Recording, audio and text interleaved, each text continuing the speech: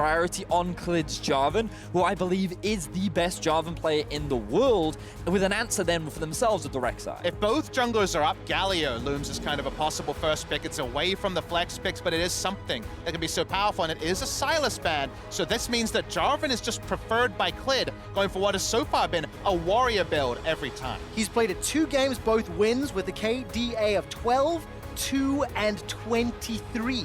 Now, Galio is open, and that is also an undefeated pick for Mata, but holy moly, Sona Taric, do they do it? Well, they could. G2 played it in the finals up against Origin.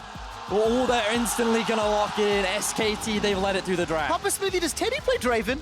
You know, he has been known to flex onto it, and this was something we were talking about backstage. One of my biggest concerns was that SKT were going to leave open Sona Taric and just try the Draven Nautilus into it. It's available as a duo if they want it. Do it, do it, do it! No! Oh. It's a pivot away. Of course, we wanted to see the Draven because it was Draven that helped IG picked up a 16-minute win against SKT Sona Taric. And the Ezreal doesn't apply that much pressure outside of level 1 when it comes to aggressive trades. The Nautilus is probably going to be picked up. It makes this duo lane accountable, but it's not as aggressive as we usually see. And actually, they're flexing very differently, looking for a support that actually picks up the lane presence compared to something like the Ezreal. This is very fascinating coming out from SKT. I guess the goal is to use the long-range harass and farm and pressure tools that a Karma and Ezreal does provide to avoid the Sona from getting those stacks and being aggressive in the laning phase. Or if you want to focus on the Taric, who's a melee champion last hitting at the start, poke him out every time he walks up. So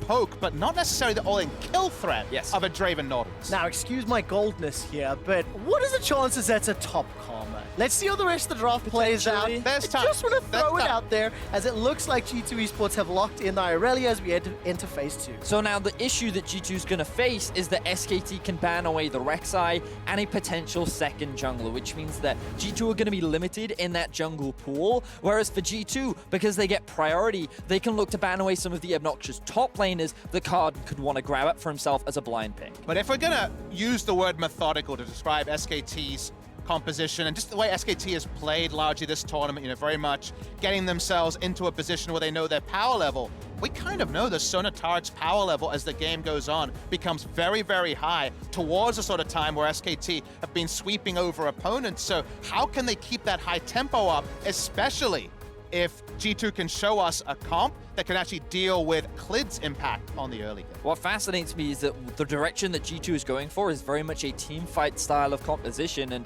where they found the most success during the group stages when they split up the map, when they played the 1-3-1. That is how they got the better of SKT, constantly going for skirmishes, but right now they could be going up in a team fight against one of the best team fighting teams in the world. And you can see the Vladimir and Azir taken off the table. When I see that Azir ban, I also think to myself, what if Faker runs common mid? I want to see how the rest of this draft plays out. We don't have answers yet, because that Irelia could go to Wonder, to Caps, and we'll need to see who locks it in. Final ban is Rek'Sai. So Olaf and Hecarim are 2 junglers here that could be considered that synergize really well with Sona Taric as the game goes on. You want auto attacks to be able to fully abuse what Sona can provide aura-wise as the game goes on. It's also the strongest kind of tempo jungler, but not necessarily going to have winning lanes around the Olafs, which is something to track.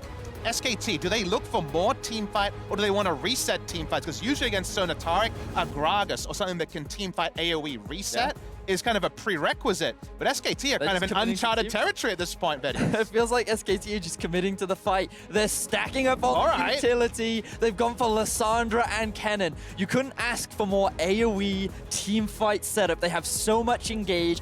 They're just going to try and match the Sona Taric in these 25-minute fights. So they're not looking to reset team fights. They're looking to pick people on the way. If you control the map, and the 5 members of G2 either have to be super predictable down a long lane, but never actually face check jungle, you can maybe stop the order of things. But speaking of stopping, it's a Morgana, and the Black Shield is going to be super high value. Extremely, and Faker has played Lissandra 11 times this year and won 10 of those games. Let's see what Caps can do on Morgana, because I think Jankos is better. It is a very suspicious Lissandra timing, because this is in a patch where Lissandra, especially for early lane, has been powered down extensively. A blind Lissandra, usually a very defensive choice. I feel like there must be something certainly compositionally here with the required hard lockdown, but in terms of the 1v1, Morgana, just about nothing happening, and Lissandra probably going to be frustrated. The thing I'm looking at right now is the amount of damage available on both sides, because when you think of late game kind of carries, right?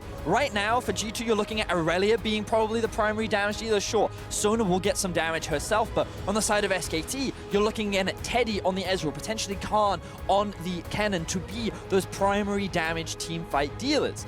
And it's just fascinating that we have such like low damage comps compared to what we've had so much of in the tournament. There's so much utility in this game that landing those skill shots, when to pick and choose how to use that utility, will be the determining factor in who comes out in these teams. And you say low damage comps, I'm seeing a late game where SKT are going to be just answered completely by the Taric ultimate, so getting things done before Sona and Taric can get all their eggs into the basket. The first 20 minutes need to be decisively SKT's, otherwise there's a lot to like about G2.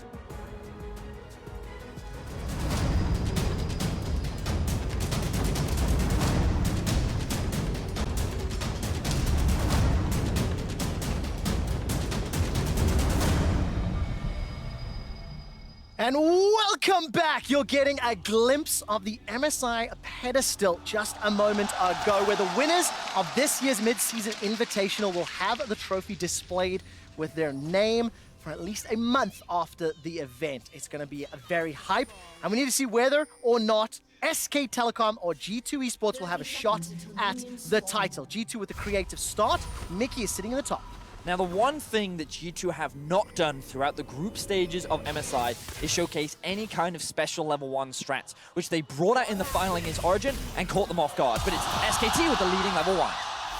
And oh, that's a flash forward. I did not anticipate that from Teddy, and already on the board, SK Telecom. And this is so important because remember, the only Sona Taric game we had in group stages was the big level 1 where SKT's bot lane lost summoners and then found it hard to lane. Now, it's not quite Draven levels of lane pressure from the Ezreal, but a first blood, a welcome start, and that's going to be a Sapphire Crystal to open the lane for the Ezreal. Getting that much closer to the early tier for the Ezreal, and a really great way to kick this series off for the side of SKT. Big blunder there from Perkz, being isolated by the blue buff, very quickly gets punished. All right, so let's see what Sona and Taric can do. Marta's All of a sudden, trouble. though, now Marta's actually replied, so that's a flashless bottom lane for SK Telecom. Marta's going to turn this one around. He's sitting on the Ignite. Keep that in mind if any fights break out. But suddenly, if you're Jankos, you're thinking of how can I path around to keep bot side protected? Because right now, both of your laners, who one of them is going to be walking up and harassing in the Sona, the other one a melee champion last hitting in the early game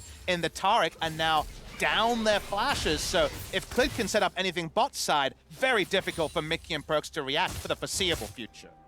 Clid decided to start on his red buff and actually path up towards the Scuttle. So right now he's looking to get some control over the top side of the map, as all of his laners look to have early priority, having the push in bot side, the push in top, and Lissandra already pushed in mid will allow Clid to actually secure what looks to be a 3-buff start. Yeah, very good starts, and that's a terrifying sign for the best performing jungler at the tournament.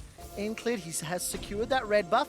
You can see a response from Caps, who's playing his first ever professional Morgana game, by the way, and it's just the chickens for Jankos. But Jankos awkwardly started Sweeper to spot if there was topside vision, and it was just a hair's breadth outside of the Sweeper radius, so that means he doesn't know that he's been completely spotted on the top side. SKT very active in the level 1 warding, and that means that G2 are boxing with shadows a little bit when it comes to these map movements. Yeah, SKT, they have full control over this early game. They have 3 pushing waves. They've already invested good early vision into the river, and this is something we see SKT do a lot in the early game. They want to see when the enemy jungler is looking to contest, and speaking of junglers... Oh, Marta and Jankos, they're going to be trading here. Here comes Clid, though. Flag and drag is available, won't get the knockup. Jankos defensive flash. Teddy connects with a Mystic Shot, and now Caps has made his way. Looking at Faker, he's coming in behind Caps, and he's going to find him. Gets the root down, the flash is interrupted by the Black Shield, and Caps doesn't flash defensively. SKT are up 1,400 gold. We were talking about how they had to play on the front foot because the scaling of G2 is a bit of an inevitability. And SKT keep walking up, and it started with Mata going for a second face check. This time, though, able to get another kill, and all Caps can say is he holds onto his flash, but not his life. SKT are once again pushing this early game advantage even further and further ahead of G2, and it just feels like very simple mistakes coming out from the side of G2, and a lot of props to Clid once again reading the enemy jungler and being there to support this SKT in the early game. And interestingly, if you kind of step back and see how this game is washing over you, my kind of feeling from it is that G2 are kind of surprised to see Sona Taric up and a default into something that's worked for them in the past, but SKT, from their active level 1 towards their pathing, seem to have much more of a strategy to play against it than honestly they did playing with it. Well, take a look at this. Teleport coming to the bottom lane. Perks has channeled it already. Caps has made his way down. Remember, it's flashless Mata and Teddy, but it's Jankos that's in trouble. He can't kill Mata. Now G2 are retreating. They invested teleports from mid and from top, and it backfires. Indecision comes out from G2. We saw the Taric stun sitting on top of Jankos, but he hesitated. He backed off for a second. They missed the stun and then decide to commit anyway. SKT were waiting for that overextension because the moment it happens, Faker's TP comes through, Clid arrives in the nick of time, and immediately SKT find themselves with their third early kill of the game. And that clarity of those calls, I think, is on full display. Verius could catch there because right now it's just another TP that comes in instantly that punishes Jankos when he finally does decide to go aggressive. In the meantime, Khan and Wonder have been very isolated, but if you remember, there was wards and Clid path around topside Scuttle, so the Kennon's happy to walk up and freely get Klepto procs. He's not respecting enemy ganks. Yeah, definitely not. And as it stands, G2 eSports are down 2,000 gold. Now, I do want to remind everybody that G2 eSports did fall behind when they ran the Pyke into Khan's Jace. And it was mid-game skirmishing, as well as Pyke's passive, that really helped them get back in the game. G2 cannot afford to fall further and further behind because they need that time to scale. I mean, the difference between that game and this game is G2 don't have a composition that's built for those mid-game skirmishes. They're going very much on the scaling team fight angle, and with the fact that SKT have this kind of a lead, it means that they're better set up to force those fights at a point where they are stronger before G2 can really contest. And of any team at this tournament, you definitely look to G2 to say, in the mid-game, what tools do they have to rewrite any level of poor early game and be super decisive at map rotation and picks to turn the game around? And I take that point with the Sona Taric, with the more predictable comp. And definitely a little bit more straightforward for SKT to interact with. Maybe that's the reason the Sona Taric was left open. All right, take a look at the mini-map. Faker's already roamed up. Thank you, observers. This is a 3v2 in the top lane. Caps will be late to the play. Here comes Khan. Vanguard's edges down, and the slicing Maelstrom deletes Wonder from the map. Now Jankos is being run down. Clid gets an auto off before he runs away. Khan decides to engage. The little Electro Hamster's running forward, but he can't quite chase Jankos down. Caps will not be able to thread the Dark Binding through the minions, and it's another kill to SKT. Big role reversal to that first game between G2 and SKT. First roam going to Faker. What defined to me the mid lane matchup was the Faker was staying mid, farming out, and Caps was on LeBlanc. He was on Ryze. He was making those first rotations. Big change this time for SKT. And this time around, it was Faker who has priority in the matchup. He is the one that is able to wave clear first and move with his jungler. They set up the wave beautifully, and SKT execute what was a very clean dive. They get the flash out of Wonder to boot. You can also see on the minimap that Morgana is just too late to join the party. Wonder actually flashes out of turret range, and even though Faker is taking all these shots, he knows that he can buy time for the rest of his team to find those kills, and they can juggle this aggro beautifully.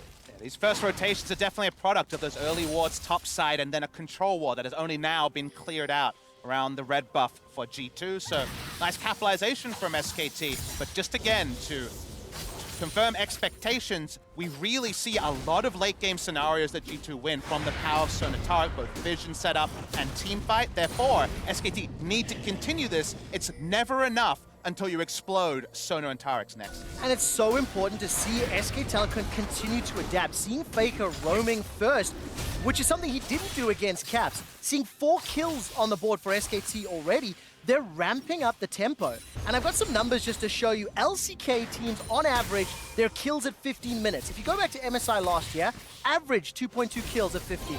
They escalated a little to an average of 3.1, and this is the year their career to its level underperformed. And now at MSI, 4.6 is the aggregate for And it's actually a counterpoint also to the regular season, where SKT was still playing the largely LCK killer style and going for much slower games. 4+ kills per minute, or 4+ kills at 15 for a Korean team is a monstrously high number, but also a product of the meta you require to be competitive at MSI 2019. All right, let's see whether or not G2 can get on the board. Dark Binding into Soul Shackles will cause a self-cast for Faker. So trade of ultimates, nothing further. Jankos did arrive, but simply too late to the party, and SK Telecom, they will secure that dragon. Now there's a fight in the bottom lane. That's a very good route from Mata. Perks and Mickey turning this one around. No access to the Perks ulti yet. Crescendo's on cooldown. Summoner Heal was in fact used by Mickey, and it's just a lot of trading. I keep waiting for the explosion to happen, but there's just not enough damage yet. You can also see how this 2v2 works in favor of SKT. Rather than go for those all-ins, rather than try to execute the Sona Taric lane, they've actually built up a very massive lead. And remember, by running the Kleptomancy as well, he can just continue to land this poke and force this duo underneath their tower, where you're still stacking up a lot of gold on the Ezreal. He's now sitting at 4.2k right now on a 2-0-0 Ezreal. And it's not like the Sona or the Taric have a big lead over the Karma, so it's about a 1,400 gold lead so far for SKT. Now, the moment that we see, Sona has cashed in her quest. She can start farming, so she has 2 types of income as bot lane.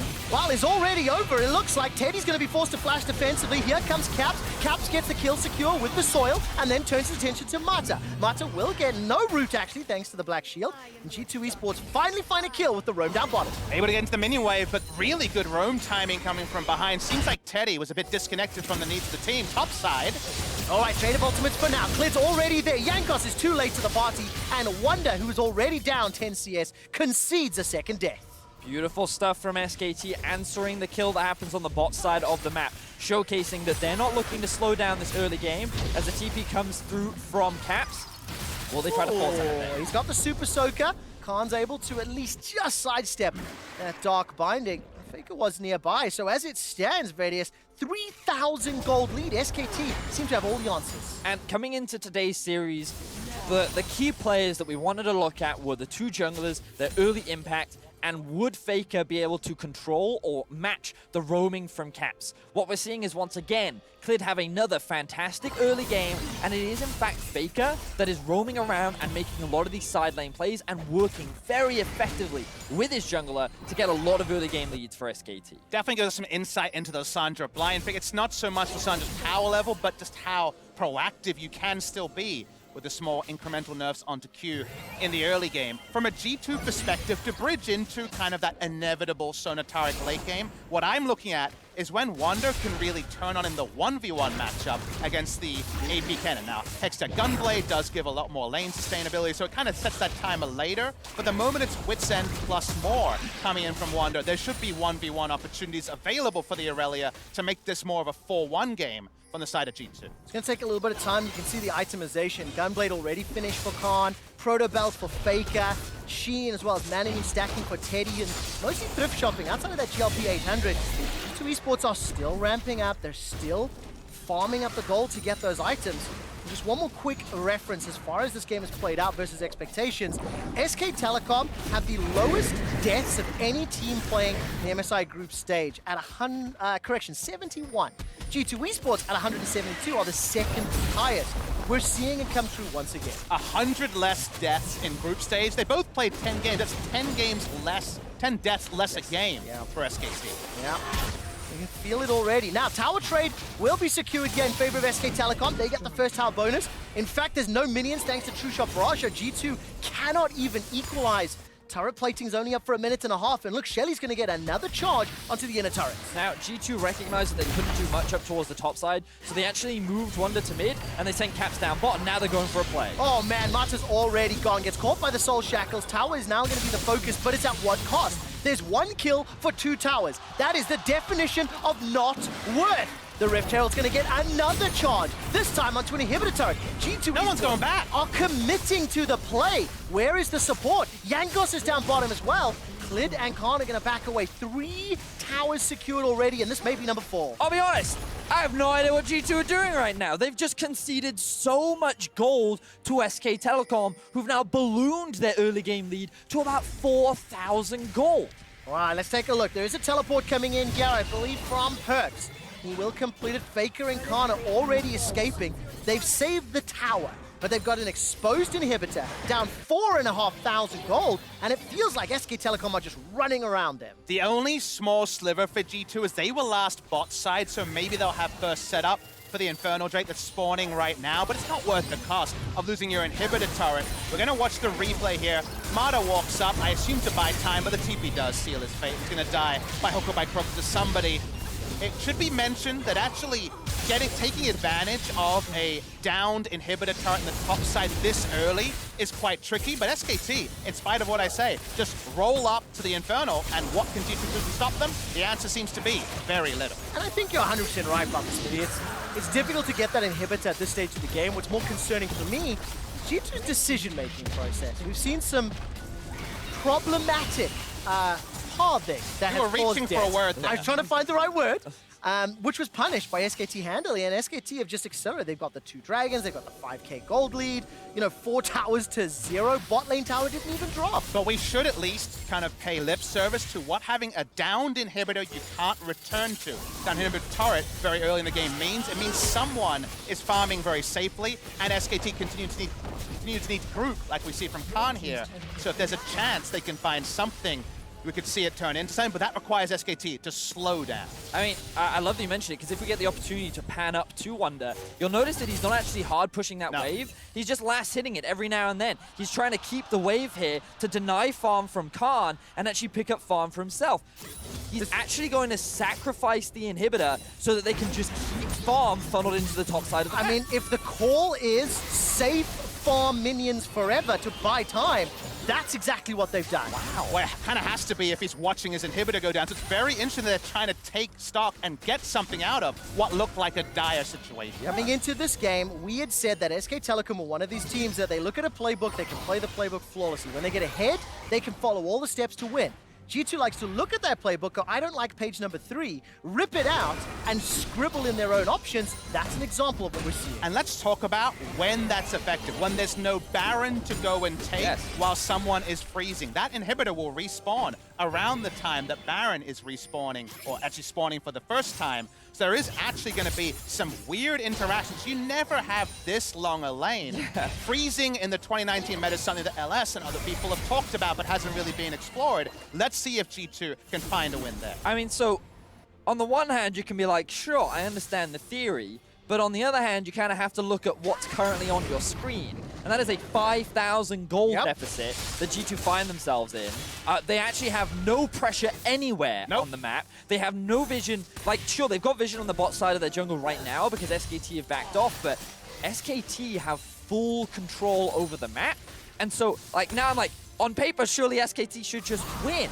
But I love listening to the tone of your voice, because the tone of your voice says, this is really interesting. I would have loved to learn about this in a game against Rogue. Perhaps not in the first game of the semi-final.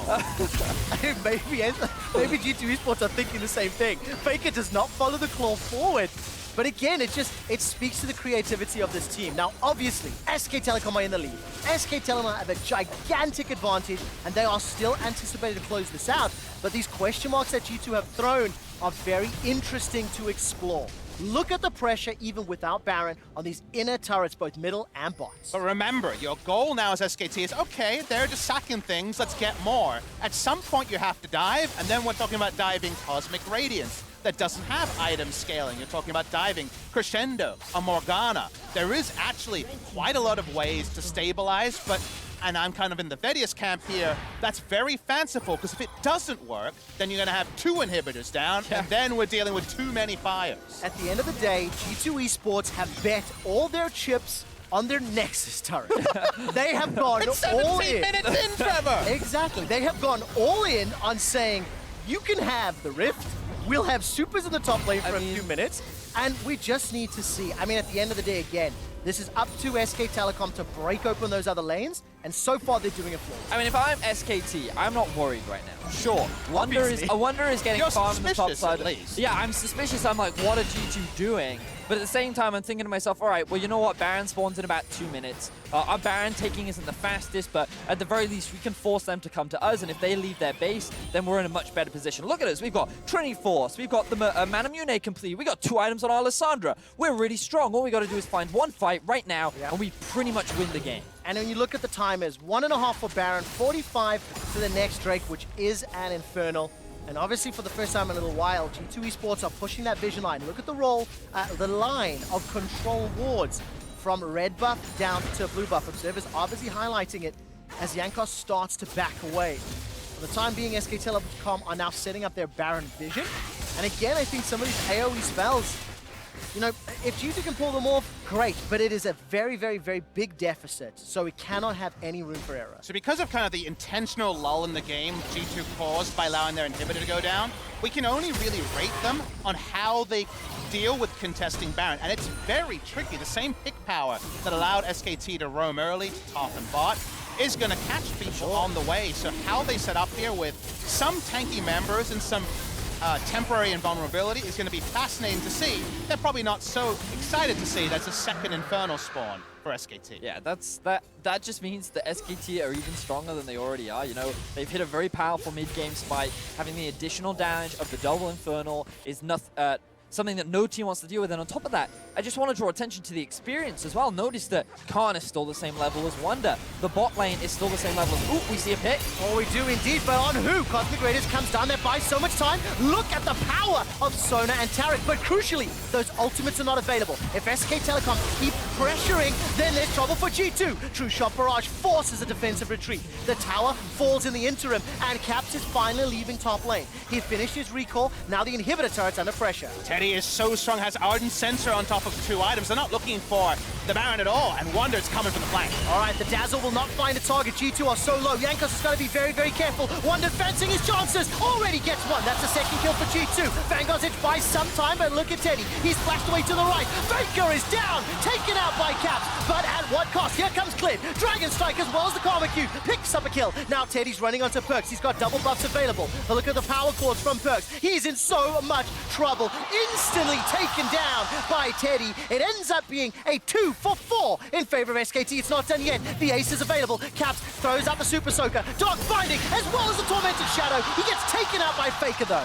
And this is a one-sided fight in favor of SKT as they secure the ace 20 minutes into the game. But Teddy's so greedy to kill the Morgana, they're not actually going to get an inhibitor from this play. They get 2 inhibitor turrets, but he just chased for a further kill on Caps, and that does delay what may now be a turning point for G2. But we saw SKT just group and force the fight. They said, G2, you have to challenge us, otherwise we're going to keep taking these towers. And once you lose this mid-tier 3, Baron is just ours for the taking. So G2 finally decide to go for the fight. Wonder tries to go for the flank. And while initially it looked quite positive for G2, you then, as the fight progressed, saw the gold gap between the two teams. They just couldn't keep Teddy accountable on the side of the fight. They could only deal with what's in melee range with them in the front and the dazzle range, and unfortunately Teddy is doing nuclear levels of damage right now. But the map reset doesn't actually gain SKT anything other than having to siege onto a turret. They don't down any inhibitors,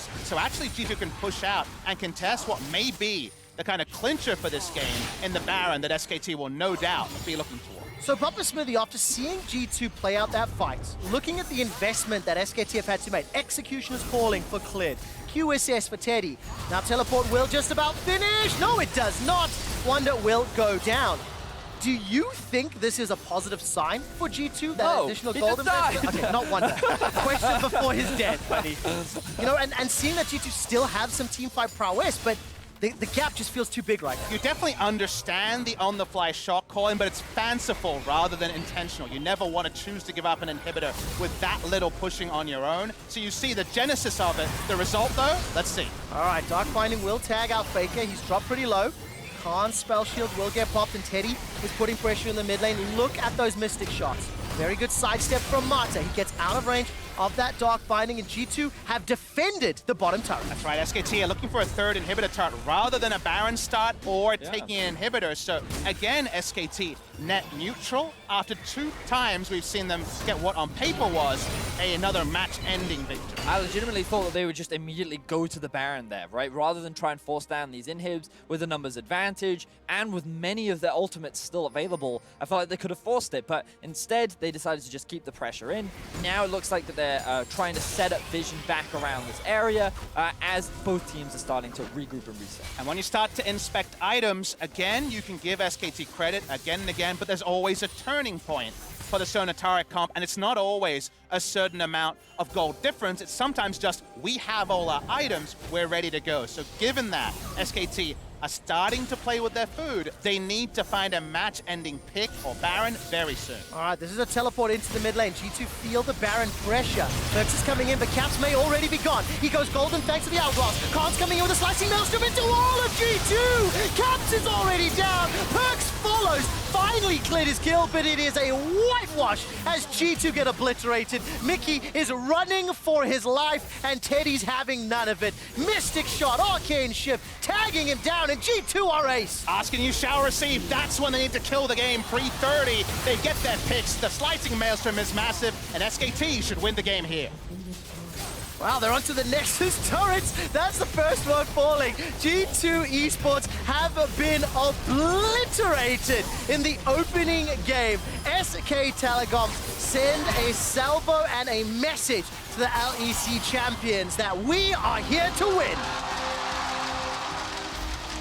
Honestly, a very clean game from the side of SKT. They lived up to many of the expectations that they set. Cleared in the early game, doing a fantastic job of finding those leads. Teddy finding that first blood onto the Sona to get that lane ahead, and with 3 pressuring lanes, SKT knew exactly what to do with it and built up an insurmountable. And unacceptable mistakes on the side of G2 in the early game, conceding those advantages to just unlock and allow SKT to go further. And when we think of the G2 victories in the past, especially if you're thinking of the second game between G2 and SKT, it's when they let the Pyke do what it does best, go around and kill people. That was kind of the explosive turn in the game. The explosive turn here, kind of crazy, kind of contradiction of terms, was giving up an inhibitor and seeing how that could work out in terms of freezes, a much more defensive one. It was an explosive call, one that I'm sure will be talked about a lot, and I want to hear exactly what the State Farm analyst desk has to say about SKT's win.